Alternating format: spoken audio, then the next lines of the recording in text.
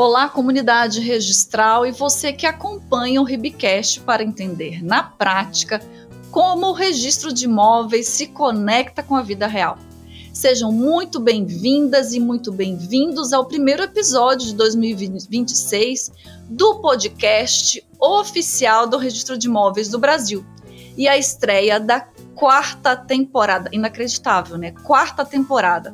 Eu sou Érica Stocco, diretora de comunicação do RIB, e sigo com vocês na missão de traduzir temas complexos em uma linguagem simples, direta e acessível, aproximando o registro de imóveis da sociedade e mostrando como ele protege direitos, patrimônio e projetos de vida. Começar um novo ano é sempre um convite à reflexão, mas também a informação de qualidade. Em 2026, seguimos firmes no compromisso de esclarecer dúvidas reais da população, combater a desinformação e mostrar que o registro de imóveis é parte essencial da vida de todos nós, mesmo quando isso nem sempre é percebido. E o tema que abre esta temporada traduz exatamente esse desafio. Nos últimos tempos, uma expressão começou a circular com força nas redes sociais, em matérias jornalísticas e até nas conversas do dia a dia. Tenho certeza que você já ouviu falar sobre esse tema, CPF do imóvel. Com esse tema veio muitas perguntas. Imóvel tem CPF? Para que isso serve? Substitui a matrícula? Facilita financiamento, a venda ou a regularização? É algo novo? É obrigatório? A popularização desse termo reflete um movimento maior de digitalização, integração de dados e modernização dos serviços públicos em que o registro de imóveis tem papel central. Mas também mostra como novos conceitos, quando chegam ao público em linguagem simplificada, podem sim gerar confusão se não forem bem explicados. Por isso, nosso episódio de hoje se chama CPF dos imóveis. O que você precisa saber?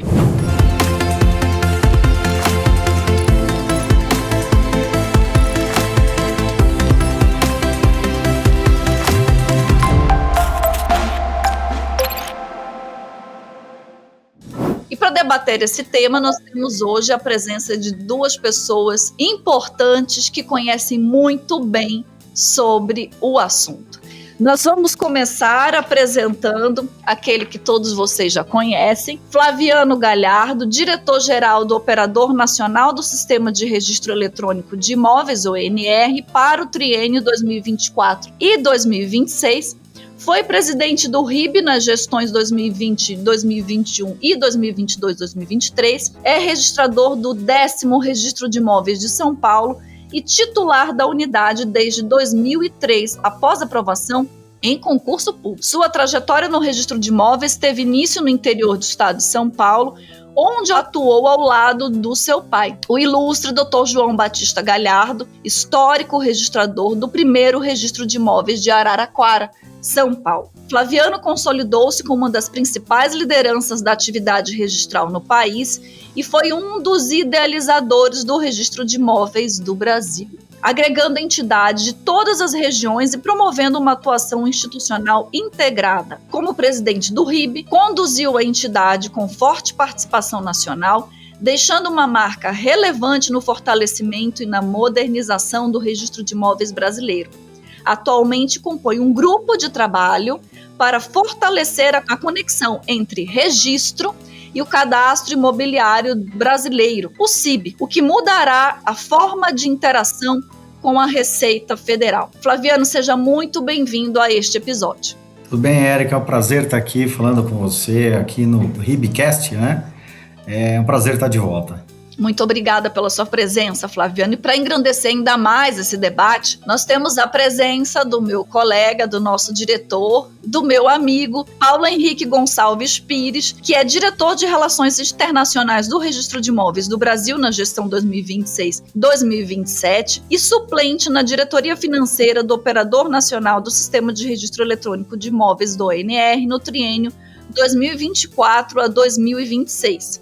Ele é mestre em Direito Empresarial pela Faculdade de Direito Milton Campos, especialista em Direito Registral e Imobiliário pela PUC de Minas Gerais e graduado em Direito pela Faculdade de Direito Milton Campos. Atualmente, Nós temos a honra de ter o Paulo como oficial de registro de imóveis de Rio Branco do Sul, aqui no Paraná, onde contribui com a sua experiência acadêmica e prática para o fortalecimento institucional do registro de imóveis e também para o aprimoramento do diálogo entre a atividade registral e a sociedade. Seja muito bem-vindo, Paulo. Obrigado, Érica. Prazer estar aqui no RIBcast, a nossa casa, né? Integramos juntos a diretoria do Registro de Imóveis do Brasil. Muito feliz também por estar acompanhado do Dr. Flaviano Galhardo, meu colega de Direx no NR, uma referência para nós no registro de imóveis. Tenho certeza que esse podcast vai ser muito interessante, muito profícuo e vamos tirar aqui algumas dúvidas e contribuir para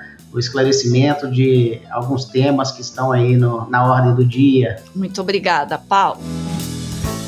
A primeira pergunta vai para você, Flaviano. Para a gente começar do zero, para quem está nos ouvindo.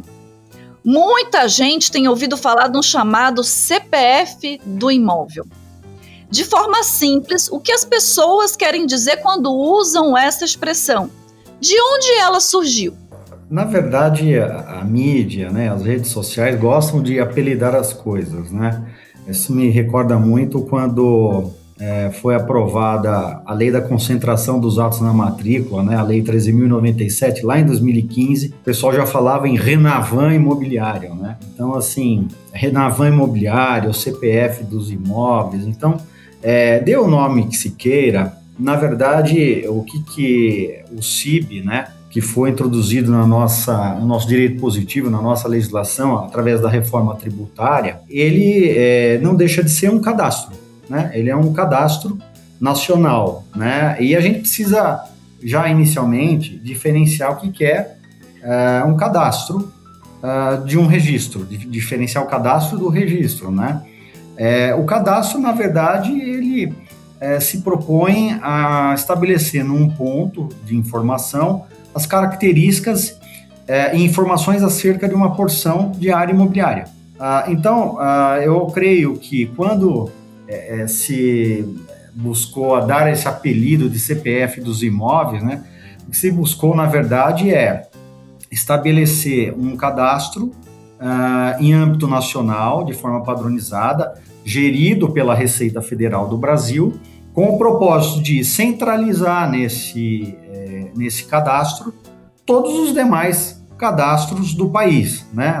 Nós sabemos que hoje boa parte, ou 90%, mais do que isso, dos cadastros são geridos pelos municípios, né? Então, o cadastro da prefeitura o cadastro de IPTU, o cadastro do INCRA, o cadastro... Então, todas essas informações relacionadas a determinado imóvel vai passar a integrar o chamado cadastro imobiliário brasileiro, né? E mais do que isso, né? Esse cadastro, ele vai se propor. Então, ele tem uma finalidade, notadamente fiscal, não é por outra razão que ele veio com a reforma tributária, e também de realização de políticas públicas, né? O poder público, né? Governos em todas as esferas consomem essas informações, né? Consomem não só as informações dos cadastros, mas também dos próprios registros. Nós podemos falar um pouquinho mais adiante sobre isso. Então, pois bem, então, além de congregar todos esses cadastros existentes que estão espalhados pelos diversos órgãos do país, que vai facilitar uma ferramenta de busca, ele também vai centralizar informações encaminhadas pelos próprios contribuintes, né? Então, a partir desse momento, os contribuintes, em qualquer negociação imobiliária, em qualquer contrato de locação, em qualquer transação imobiliária, ele vai subir uma informação para isso, para que o poder público possa fazer cruzamentos de dados. Então, isso é o cadastro, né, que tem essa missão de trazer características acerca de uma porção imobiliária e centralizar nele mesmo algumas informações para políticas públicas, para a realização de políticas públicas e finalidades fiscais. Então, primordialmente, o cadastro se presta a isso. Outra coisa bem diferente é o registro imobiliário, que está ligado à publicidade jurídica, né? Está ligado à eficácia erga omnes do direito das pessoas, dos direitos reais, e o direito de propriedade é o mais completo deles. Então a gente precisa, nesse jogo aí de apelidos e de mídia e de redes sociais, a gente precisa entender bem a diferença entre registro e cadastro para poder saber exatamente como fazer bom uso de ambas as coisas. A ideia é que eles se interajam entre si, né? O registro possa contribuir com o cadastro e vice-versa. O cadastro possa contribuir com informações no registro de imóveis.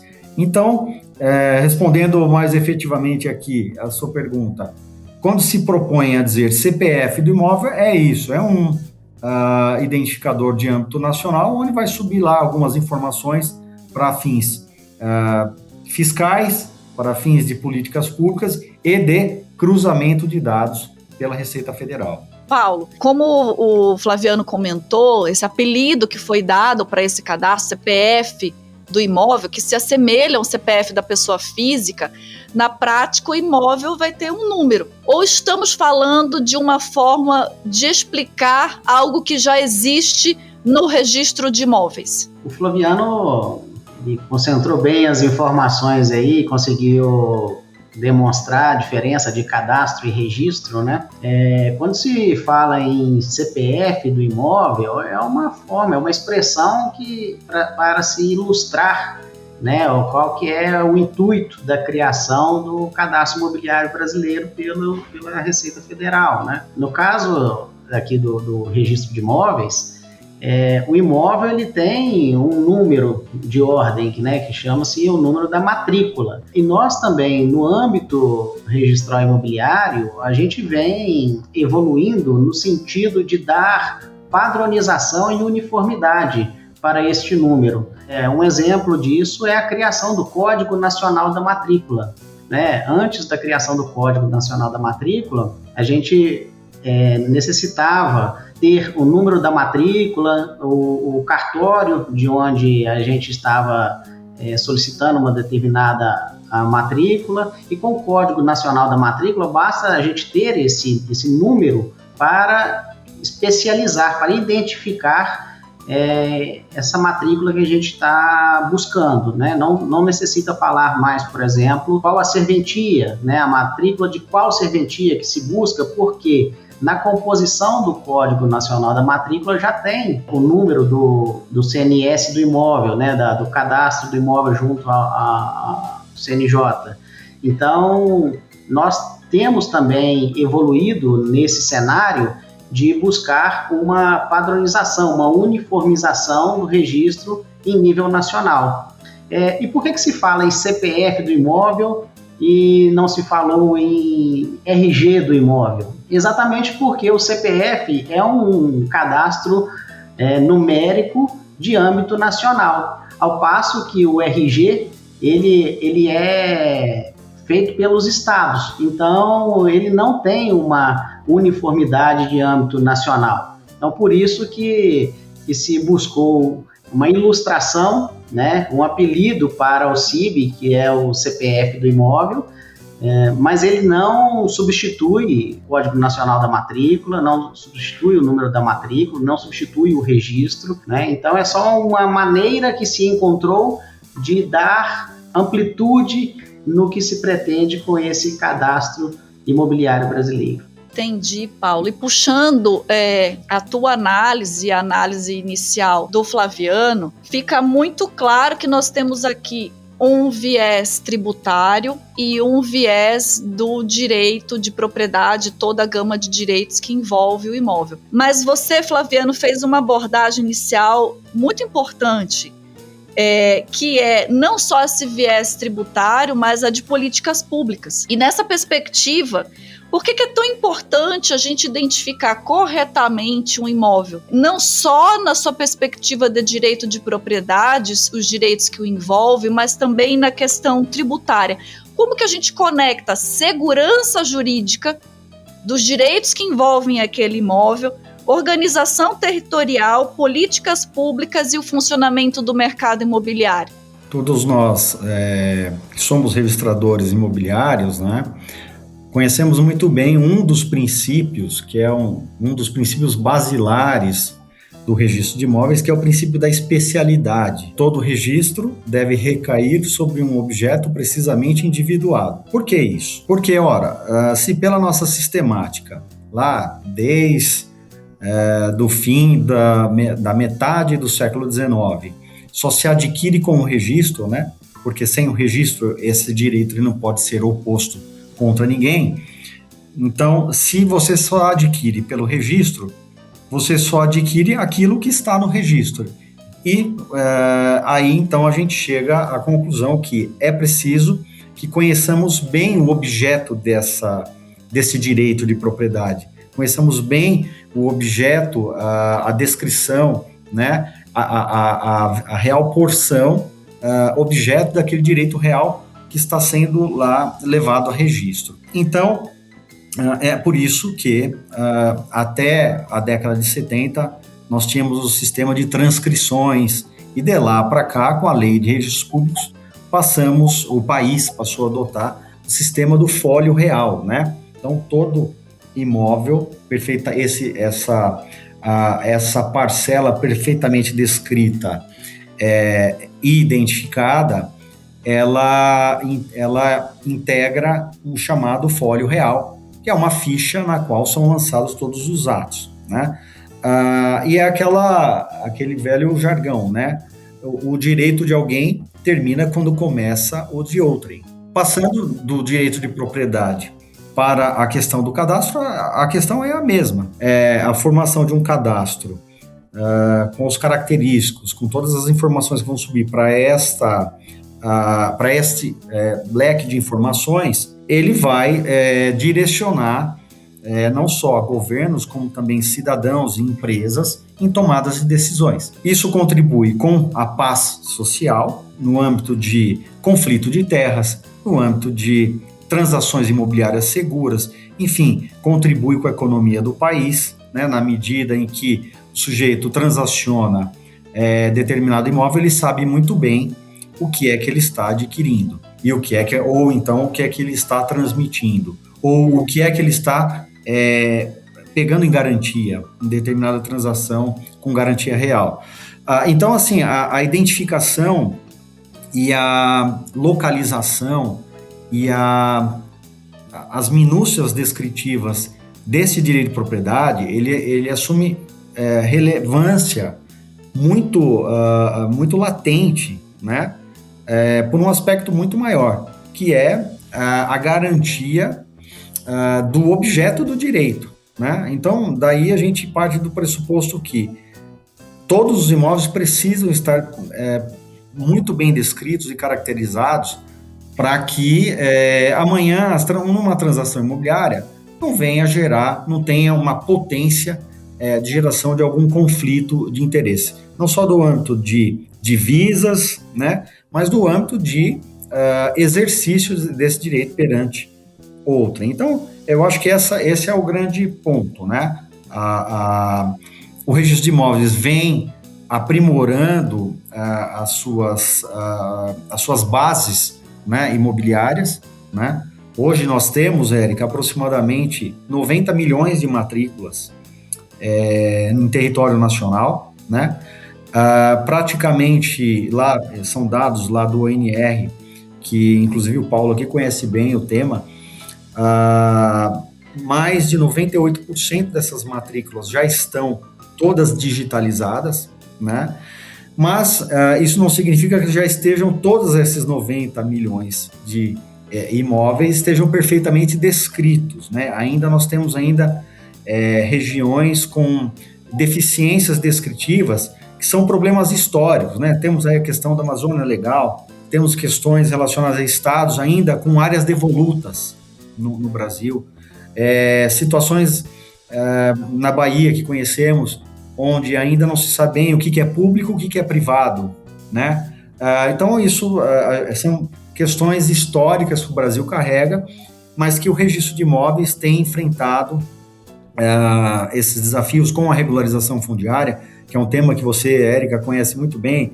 Já vi aqui vários Hibcasts sobre o assunto, né? Só temos craques aí nesse tema. Então, a definição e a descrição de porções imobiliárias no exercício desses direitos para o registro de imóveis, no registro de imóveis, e agora no tema do cadastro, assume relevância, e o cadastro, a gente acredita que pode também contribuir com mais esse aperfeiçoamento do sistema registral. Paulo, pegando o gancho da fala do Flaviano, a gente poderia fazer um paralelo pensando na organização de uma casa, né? Quando você olha para uma casa e você quer organizar, saber quanto de alimento você compra para aquela casa, quanto de limpeza é necessária, quantas vezes na semana, quantos quartos, quantos banheiros e geladeiras e por aí vai. Para essa análise é essencial que você saiba quantas pessoas residem naquela casa, qual que é o perfil de cada uma, jovem, mais novo, quais são as preferências. E quando a gente olha para o registro de imóveis e para todos esses cadastros que envolvem os imóveis, forma tudo isso uma base para que essas políticas públicas, ou seja, o governador, o prefeito, o presidente, consigam organizar e trazer projetos que alcancem essa riqueza do nosso país, que é o ativo imobiliário, e que de uma forma, eu nem diria indireta, mas uma forma direta, alcance direitos fundamentais dessa população que habita nessa grande casa chamada Brasil. Mas aí fica uma dúvida, né? Nós temos o código da matrícula, nós temos o número da matrícula, o código do imóvel perante o aspecto tributário, o código do imóvel no ambiente rural. Explica para a gente, para ficar bem claro e sanar de uma vez essa dúvida. Qual que é a diferença entre matrícula, cadastro e outros números indicadores que as pessoas que têm imóveis precisam se preocupar? E por que a matrícula continua sendo o coração do direito de propriedade? Diga-se de passagem, insubstituível. É uma pergunta muito interessante, Érica, para que a gente esclareça, é que não houve deslocamento de competência com a criação do CIB. Né? O registro de imóveis continua tendo a atribuição exclusiva para promover o registro, a matrícula, o registro, a averbação, a análise jurídica dos atos relativos a imóveis. Né? Isso já é uma forma de organização que o Brasil adotou, assim como vários países do mundo já adotam o mesmo sistema, e diga-se de passagem, o sistema registral brasileiro é um dos mais avançados do mundo, né? É lógico que a gente está sempre em evolução, mas já temos esse norte aí de que estamos no caminho certo e evoluindo, avançando cada vez mais para aperfeiçoar a nossa base registral, para que a gente traga para a formalidade todos os imóveis do país, né? É um trabalho hercúleo que tem sido feito, não depende só do registro do registrador de imóveis, né? Mas a nossa atuação ela pode ser proativa nesse sentido, e nós temos institucionalmente buscado,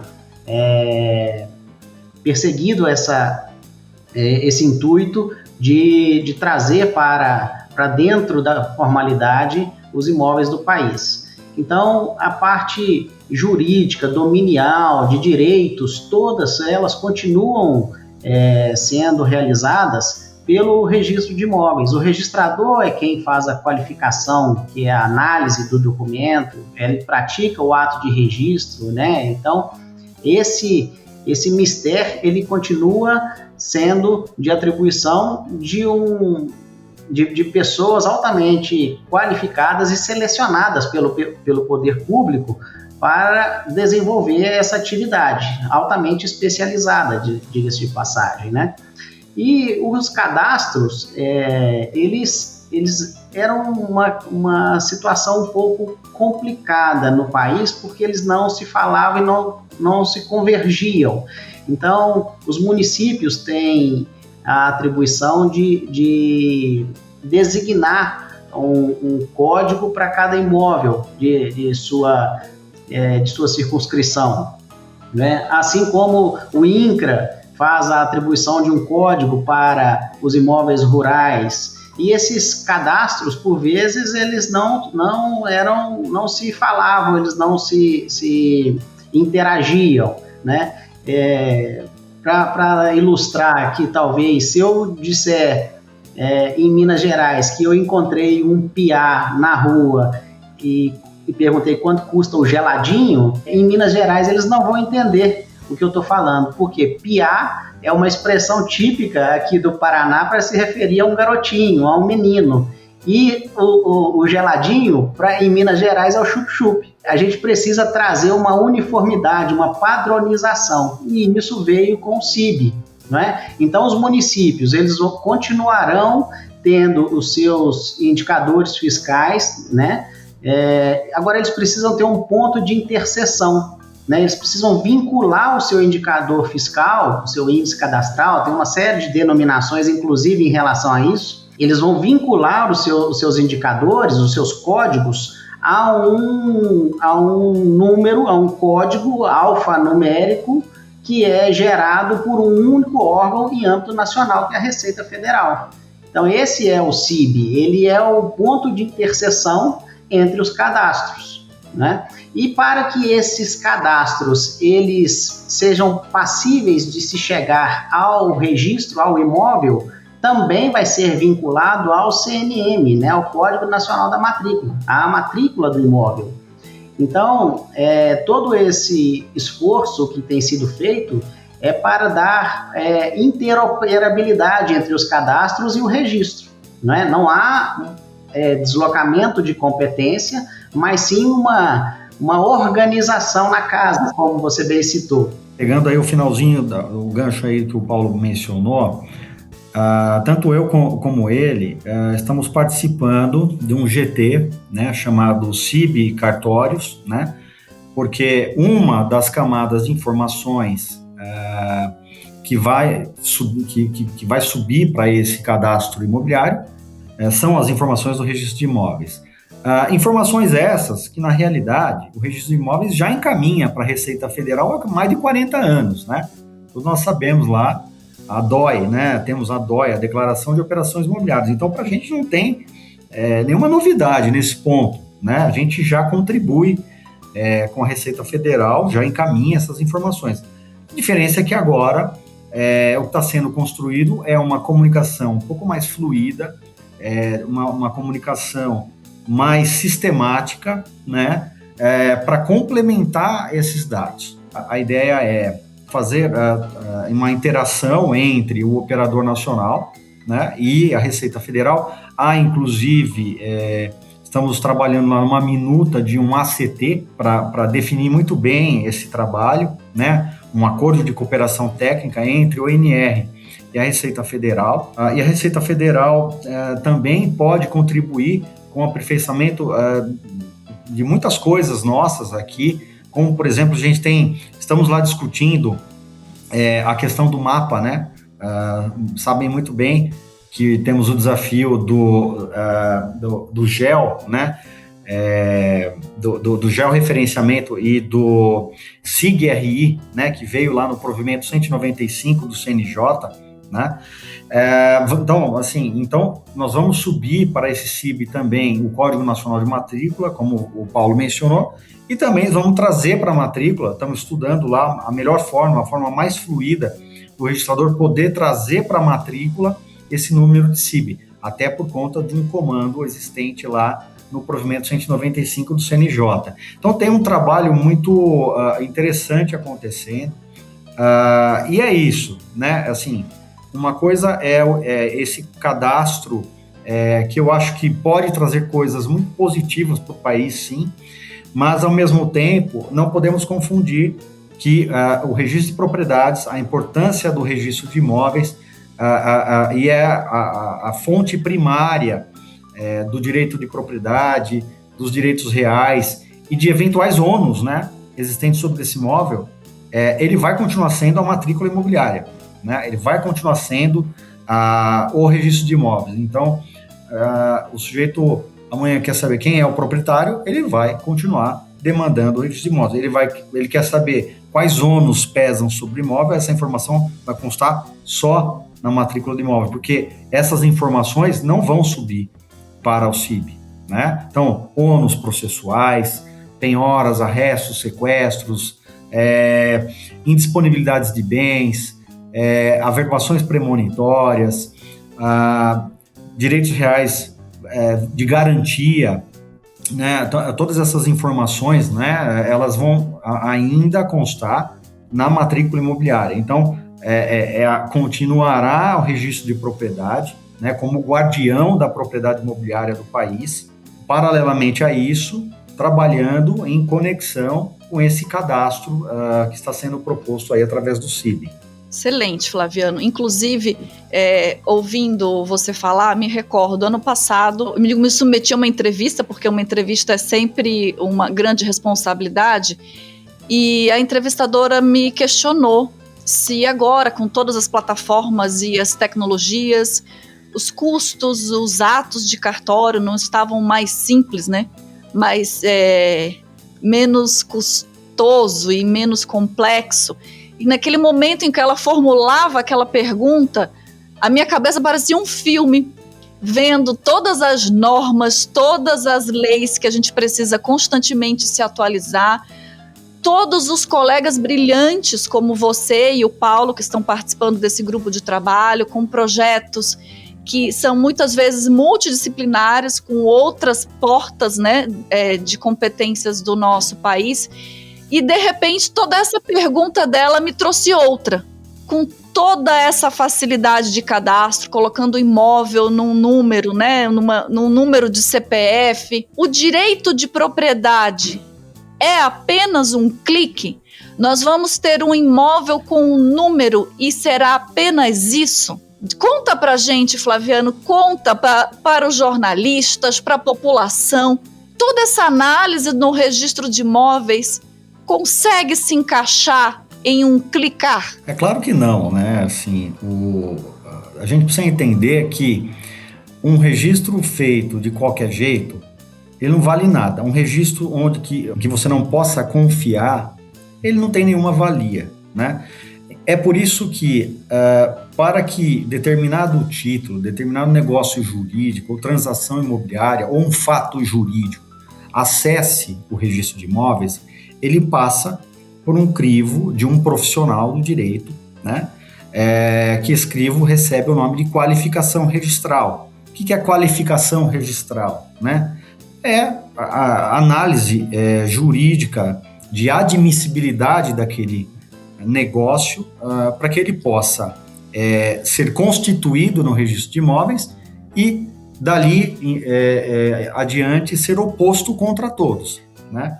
Então, essa análise, por mais que tenhamos aí inteligência artificial, né, e o ONR está trabalhando muito com isso, né, vamos ter lá assistência, qualificação assistida, vamos ter uma série de coisas, nada vai afastar a análise de legalidade, o filtro de legalidade de um título. Imagina só você tirar uma certidão de uma matrícula, né, e olhar para aquela informação e falar assim, mas será que é isso mesmo?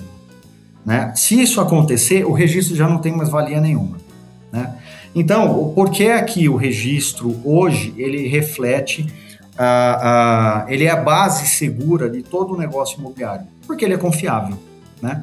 Então, esse trabalho todo de admissibilidade, existe toda uma principiologia, né? Falei agora há pouco sobre o princípio da especialidade, mas temos outros princípios, princípio da presunção, princípio da continuidade, tem todo um arcabouço principiológico, né, construído ao longo de 182 anos no país, consolidado na jurisprudência dos nossos tribunais, consolidado no nosso Supremo Tribunal Federal e consolidado no mercado imobiliário também, né? Então, tudo isso eu sempre digo, né? que o registro imobiliário que nós temos, o sistema de registro de imóveis que o país construiu, lá com origens no direito germânico, né? Uma conquista da sociedade brasileira. Aliás, é um dos objetos, é um dos objetivos do próprio RIB, né, Érica? De divulgar isso para que a população, que o país, que a sociedade conheça o que o nosso país tem de bom. E o sistema registral brasileiro é uma das coisas construídas no Brasil, vejam, que foi muito bem recepcionado, e o modelo recepcionado na Constituição de 88, né? Sistema notarial e registral, né? Título e modo, exercido em caráter privado, né? Quer dizer, é um serviço público, exercido em caráter privado por delegação do Estado, e mais do que isso, né? Fiscalizado por um poder independente, que é o Poder Judiciário. Então, vejam, até aqui a gente começa já a fazer até uma reflexão até maior, né? Ele é fiscalizado pelo Poder Judiciário, regulado pelo Poder Judiciário, né? E ele não sofre interferência política. Porque, veja, quando a gente fala de direito de propriedade, a gente está falando, e o registro de imóveis é um guardião do direito de propriedade, a gente está falando do quê? A gente está falando de soberania de um país, a gente começa a falar de liberdade. Outro dia participamos de umas entregas numa favela muito grande em São Paulo, né? E o líder comunitário, e assim, várias famílias receberam títulos, né, de regularização fundiária, e o líder comunitário, nunca me esqueço, esse líder comunitário, ele estava muito emocionado, e ele veio e disse assim, sabe o que isso daqui significa? E ele estava com a matrícula do registro de imóveis, do 6º registro de imóveis de São Paulo na mão. Isso daqui significa liberdade, né? Então, isso você não adquire com um clique, por mais que tenhamos tecnologia, a tecnologia ela vem, o registro de imóveis, pelo contrário, ele não é refratário a novas tecnologias, nenhuma delas, né? Ao contrário, o ONR está lá, estamos na diretoria lá, o Paulo integra a diretoria também, estamos lá com o desafio do operador nacional. Podemos fazer depois um outro podcast, trazer só os números do ONR aqui para vocês verem, né? No ano de 2024, 2025, esses números estão fechados ainda.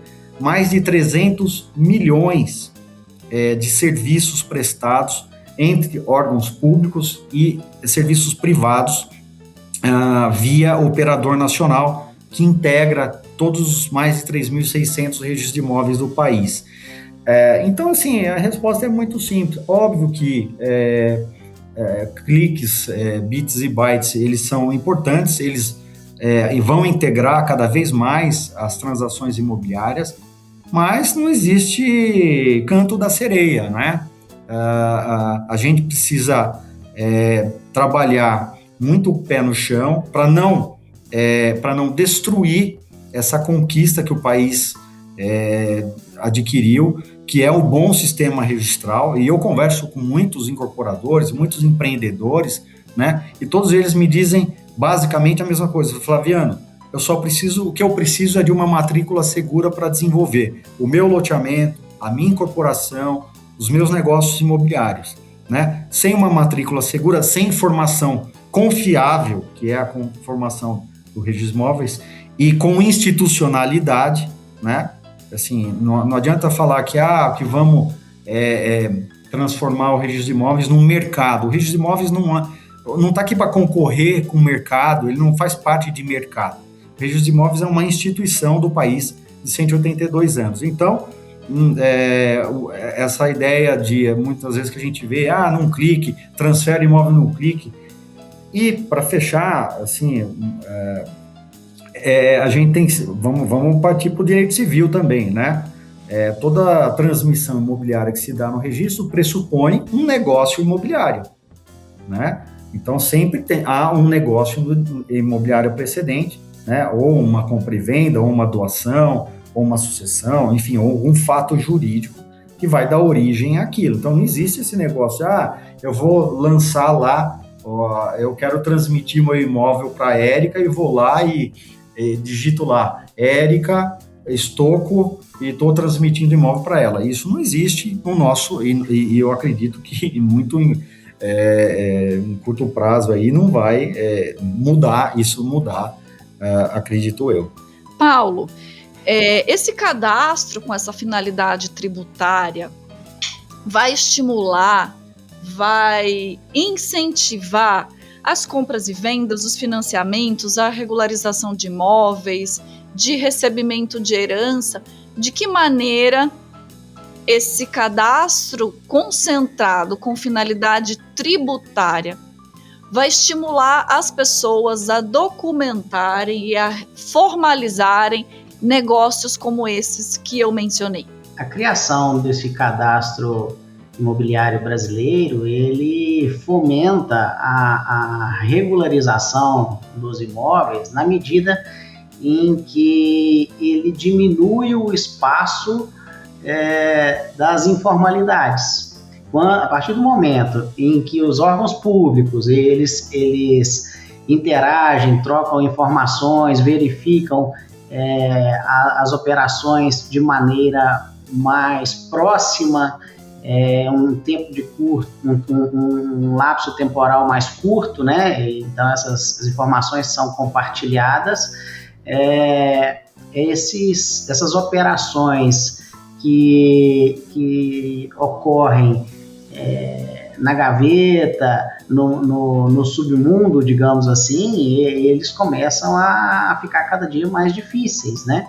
Então, tem uma série de informações que são compartilhadas, então isso vai naturalmente direcionar as operações para a sua regularidade, para a sua formalização.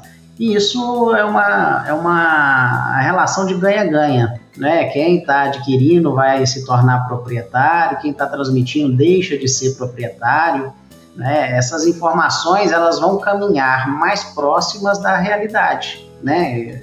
Par e passo com o que existe de fato vai acontecer no mundo jurídico e no mundo tributário, no mundo fiscal, né? Então, é sim uma intenção do poder público de diminuir o espaço para essas transações que hoje ficam opacas, né? E tem também outras decorrências que são úteis também, né? Na medida em que você padroniza em nível nacional a identificação de um cadastro, você consegue chegar na titularidade daquele imóvel, né? Porque eu tenho, por exemplo, a guia de IPTU do imóvel, eu quero chegar na matrícula. Pode ser que no cadastro municipal não tenha o número da matrícula vinculado a esse índice cadastral. A partir de agora, com o CIB, né, ele vai ter ali a amarração, o índice cadastral do município vai estar amarrado no CIB, que vai estar amarrado no CNM. Então, eu consigo localizar de forma mais fácil a matrícula de um imóvel a partir desse cadastro nacional. Então, se eu sou o credor de uma pessoa, eu faço uma busca, eu verifico que ele mora num determinado local, né? Eu posso fazer buscas e tento, a partir daí, localizar patrimônio desse devedor. E essa centralização, esse ponto de interseção entre um cadastro único e o registro, isso vai ser também profícuo para melhorar as transações, a localização de imóveis, né? Eu posso, por exemplo, estar interessado num imóvel que está sendo ofertado num leilão, por exemplo, eu quero fazer a due diligence desse negócio, e eu posso ter aí só a informação, tem uma faixa na porta do prédio falando que tem a unidade X vai a leilão. Com base nesse endereço, eu posso chegar na matrícula do imóvel de uma forma mais fácil, né? Então, tem várias situações em que essa integração de informações vai ser benéfica para a sociedade em geral. Acaba sendo um estímulo, Flaviano, para que quem está vendendo imóvel se sinta na necessidade que aquele comprador de fato regularize aquela propriedade, o comprador da mesma maneira, porque qualquer crédito que envolva aquele imóvel vai passar por essa malha de controle tributário. Sem dúvida, há uma coexistência e uma contribuição desse cadastro do imóvel no ambiente tributário com os direitos que estão na matrícula. Mas é importante que o cidadão, Flaviano, saiba o que o CPF do imóvel, esse código, o CEBIC, não faz. O que ele não substitui.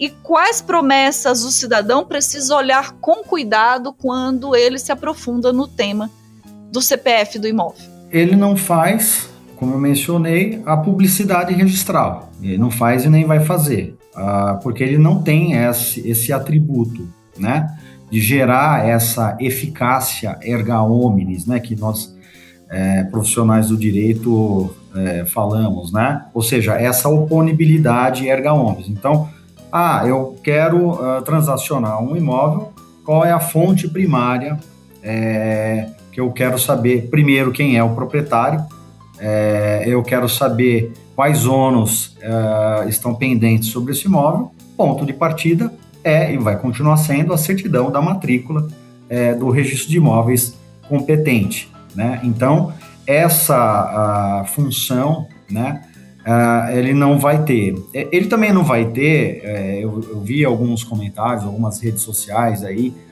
porque agora as informações do registro vai estar tudo num único lugar. Veja, isso já acontece. Hoje, se você quer ter acesso a qualquer matrícula imobiliária, você pode ir lá no Operador Nacional, no RI Digital, a ferramenta do registro de imóveis, regulada pelo Conselho Nacional de Justiça, prevista em provimento do Conselho Nacional de Justiça, que é o canal exclusivo do registro de imóveis para obtenção de certidões, informações, visualizações de matrículas e encaminhamento de títulos. Você vai lá e consegue de qualquer um dos 3.600 oficiais de registro de imóveis do país. Então, isso já acontece. Nós hoje temos todos os 3.600 oficiais de registro de imóveis com as suas 90 milhões de matrículas num único endereço na internet. Então, isso também o CIB não vai fazer. Mas o que eu acho que o CIB vai fazer é essa questão. Ele vai trazer mais transparência para o poder público das transações imobiliárias. Então, por exemplo, Paulo falou aí, né? A questão do domicílio. Vejam, o sujeito declara o imposto de renda e ele põe lá um domicílio. Tá, você mora nesse domicílio, é próprio ou é alugado? É alugado? Tá, vamos ver se o locador está declarando essa locação. Então, isso vai estar tudo lá no CIB, né? Então, quer dizer, esse tipo de cruzamento, hoje, para a Receita Federal é impossível, né? Então, eu acho que o CIB vai trazer, sim, um pouco mais de transparência e vai fazer um enforcement reverso, digamos assim, para regularização imobiliária.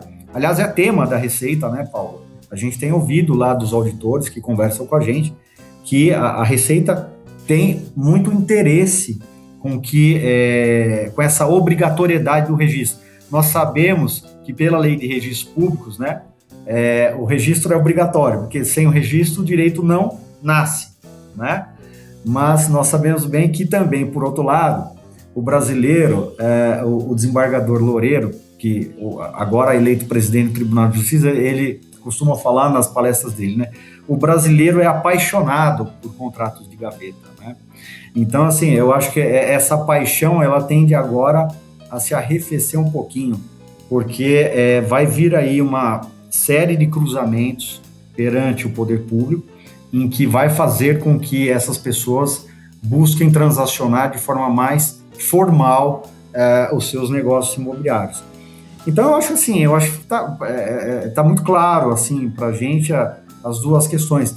E é por isso que o Registro de Imóveis vem colaborando com a Receita na construção dessa ferramenta, né? E, obviamente, não podemos deixar, às vezes, vamos dizer assim, a sincronia de informações, né? Muitas vezes midiática, né? Estrague isso, né? Porque às vezes a gente vê, porque agora vai estar tudo num lugar só, porque agora sim vai ter segurança jurídica, né? Eu brinco lá com os auditores que trabalhando muito gentilmente com a gente, né, Paulo?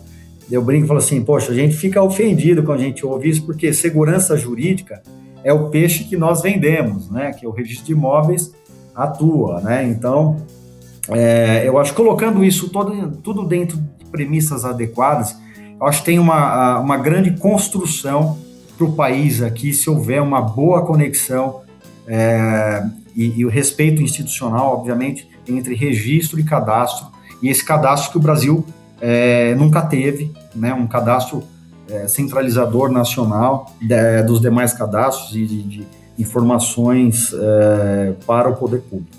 Aproveitando, Flaviano, que você falou do grupo de trabalho, e o Paulo, por favor, pode complementar, como que o ONR tem trabalhado com esse grupo sem abrir mão da segurança jurídica?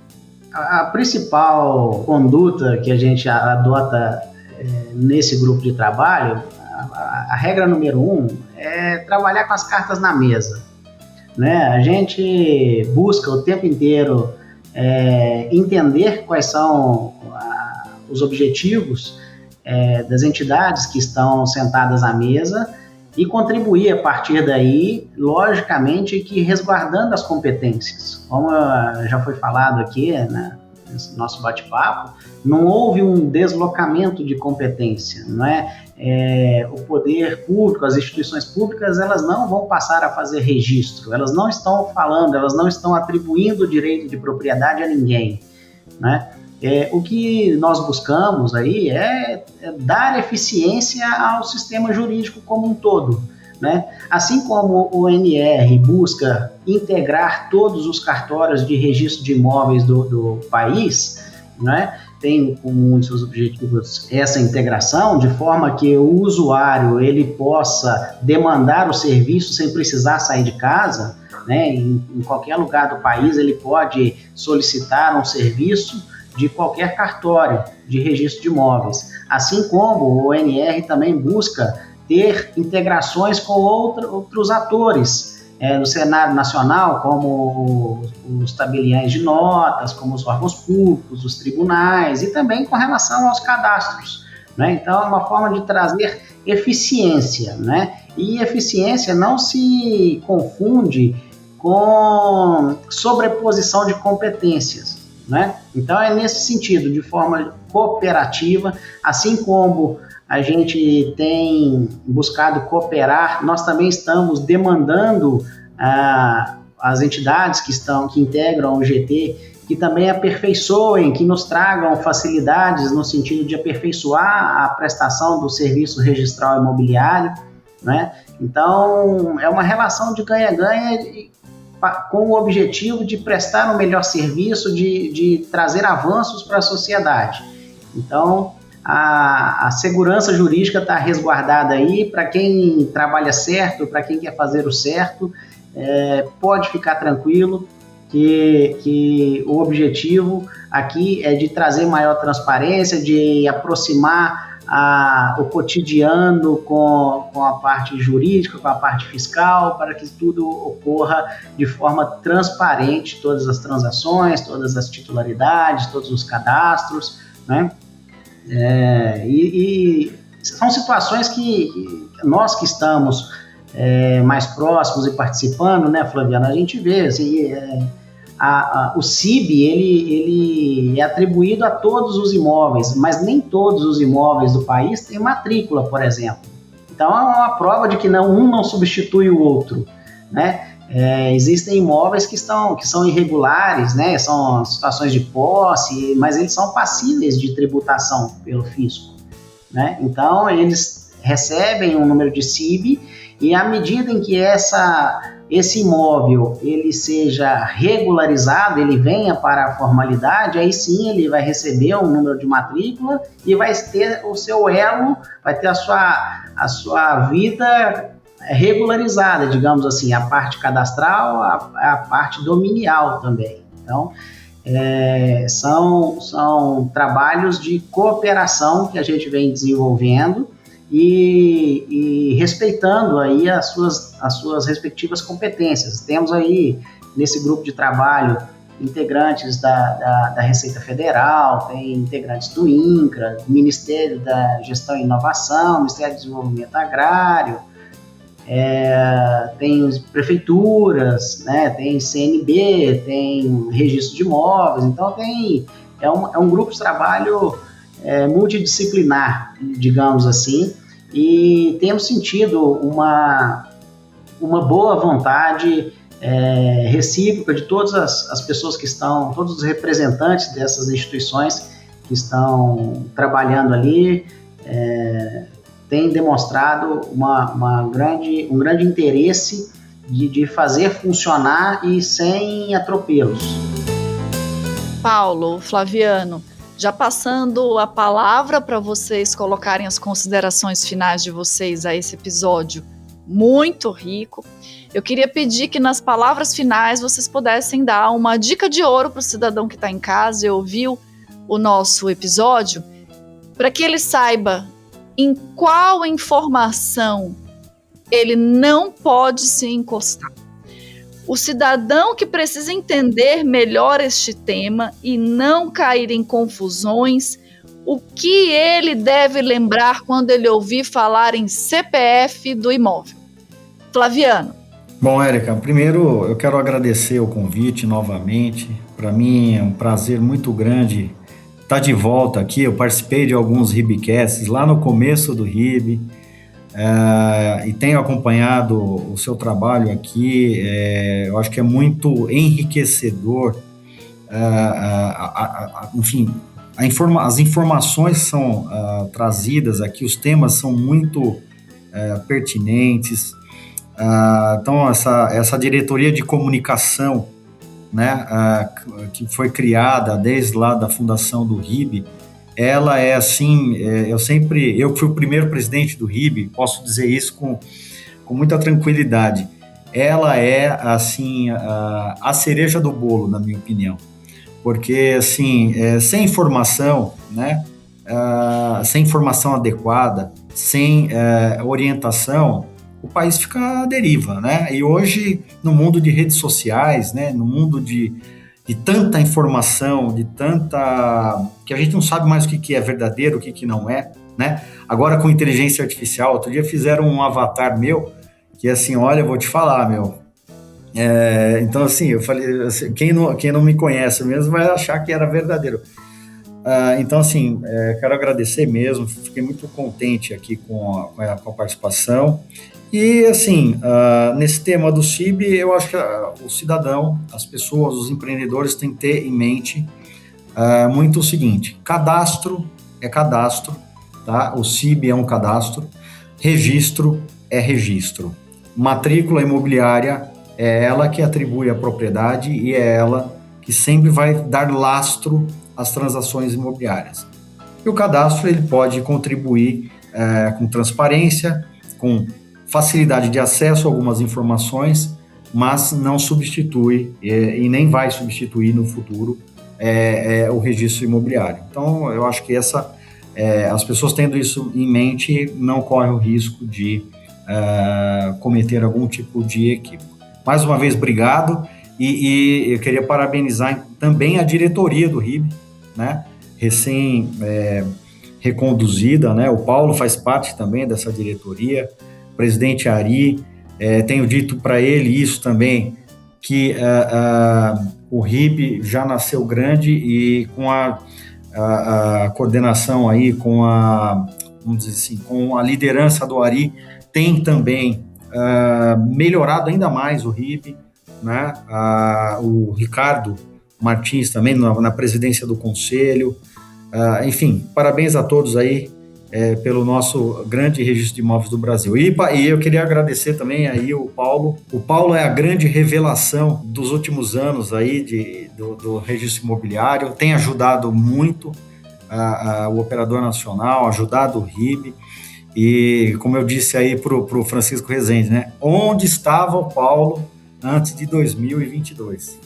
Eu estava na Bahia, era registrador na Bahia, Flaviano Gagá. Passamos por uma privatização lá, né, do extrajudicial, então demandou a todos os que toparam a missão de melhorar o sistema registral, o extrajudicial como um todo no estado da Bahia.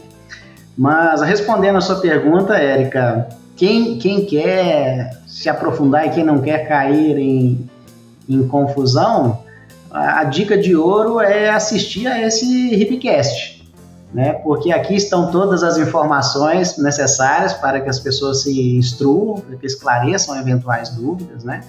Flaviano sintetizou bem, me tirou os argumentos que eu poderia trazer, né? Mas em síntese o que ele disse é informação, é se informar, né? Então o sistema registral imobiliário ele é o único competente para versar sobre o patrimônio imobiliário no país, né? E quando se fala em CPF do imóvel, você está falando em cadastro. Então aí tem uma nova ferramenta que está sendo trazida em âmbito nacional para que haja interação entre os cadastros e esse cadastro vai conversar com o registro de imóveis, né? Então é só ficar bem claro a coexistência de registro e cadastro, estão cada vez mais caminhando de forma sincronizada. Então com ele a gente vai ter uma relação de ganha-ganha, de trazer a formalidade, as propriedades, as transações no país, né? Então, a gente está com muita expectativa de que o resultado desse trabalho, né, tem muito a evoluir, vai estar constantemente em evolução diante das inúmeras circunstâncias, né, e particularidades regionais do Brasil, né? Mas então vai ser de muita valia esse trabalho que está sendo realizado. E aproveitar aqui para agradecer as palavras do meu amigo Flaviano. Nós nos tornamos amigos, né, dentro da gestão do ONR. Eu tenho muito respeito e admiração por ele, é uma referência, né? Já o conhecia pelos noticiários, pela nossa atividade, né, sempre muito conhecido, né, e uma pessoa extremamente dedicada ao registro imobiliário brasileiro. Então, só agradecer, Flaviano, por ter a sua amizade, o seu companheirismo, a sua fidelidade aí, e agradecer a você também, Érica, sou seu calouro aqui no estado do Paraná, né? Me recebeu muito bem, assim como os outros colegas aqui do estado, e nós recebemos a missão de atuar institucionalmente em todo o país, e você é uma das pessoas que servem de inspiração nesse trabalho, pela sua dedicação, pelo seu compromisso, pela sua seriedade. Então, só gratidão por ter cruzado os caminhos de Flaviano e Érica aí na nossa vida profissional e pessoal. Vou repetir as palavras do Flaviano, onde você estava, que não estava aqui no Paraná antes e onde a gente não trabalhava em conjunto, né? Mas esse episódio torna claro para você, ouvinte, para quem está nos vendo, o registrador imobiliário, ele está ao lado do cidadão. Ele está ao lado do que é descomplicado. Ele pega exatamente aquilo que parece confuso e torna claro. E, atenção, tornar claro não significa tornar menos enriquecedor. Tornar claro significa tornar eficiente para a sociedade, para você que está nos ouvindo, para o cidadão, para a dona de casa, mas não menos enriquecedor do trabalho que nós fazemos dentro do registro de imóveis. E é para isso que o nosso RIBcast está aqui, para desvelar, para tornar claro, para tirar o véu daquilo que parece confuso. Encerramos mais o primeiro desse grande ano de 2026. Muito obrigada por nos ouvir, por nos assistir. E a gente se vê nas mídias sociais, no YouTube, no Instagram e nas outras mídias. Eu aguardo você no nosso próximo episódio. Até lá!